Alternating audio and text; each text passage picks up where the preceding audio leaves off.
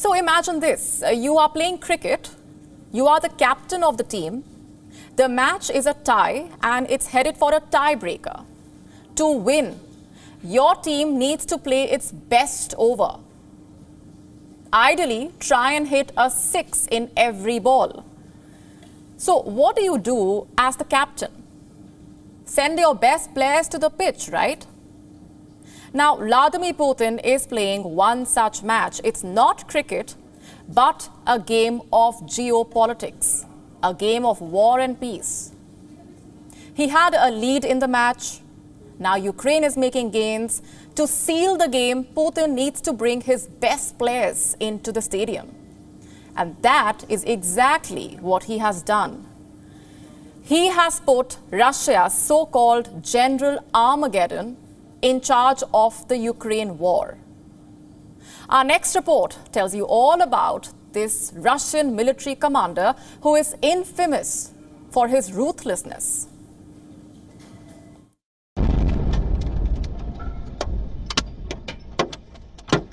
When a flurry of rockets landed in civilian areas of Kyiv, Kremlin watchers knew exactly what was going on behind the scenes in Russia. The country's military was following the command of its new commander, General Armageddon. The Russian Defense Minister has appointed Army General Sergey Surovikin as commander of the combined groups of troops in the area of the special military operation. Meet Sergey Surovikin. He is 55. In the West, the man is known for his ruthlessness. His colleagues call him General Armageddon. Some believe that Surovikin is the best general the Russian military has. The man is a hardliner. His approach to war is orthodox. In 1991, he asked men under him to fire at pro-democracy protesters. This was in the months leading up to the collapse of the Soviet Union.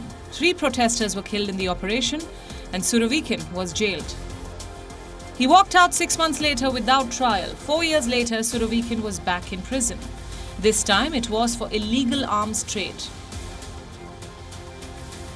Goes without saying, Surovikin has a reputation. In 2004, he was stationed in Chechnya. By then, he was already widely feared. It did not help that in 2004, a colonel serving under Surovikin killed himself. What happened? The Russian media says the colonel was reprimanded. Surovikin's next big assignment was Syria. In 2017, Russians were fighting on the side of President Bashar al-Assad. And Surovikin was the commander of the aerospace forces. Surovikin led dozens of attacks. He says that while performing combat operations in Syria, not for once did he forget that he was defending Russia and Russian interests. How did that go? Surovikin oversaw indiscriminate bombing, allegedly also the use of chemical weapons. The Human Resource Watch believes that under Surovikin, Russian forces struck Syrian homes, schools, healthcare facilities and markets, the places where people live, work and study. A report published in 2020 listed the Russian general as one of the commanders who may bear command responsibility for violations during the Idlib offensive. What kind of violations are we talking about? The use of chemical weapons.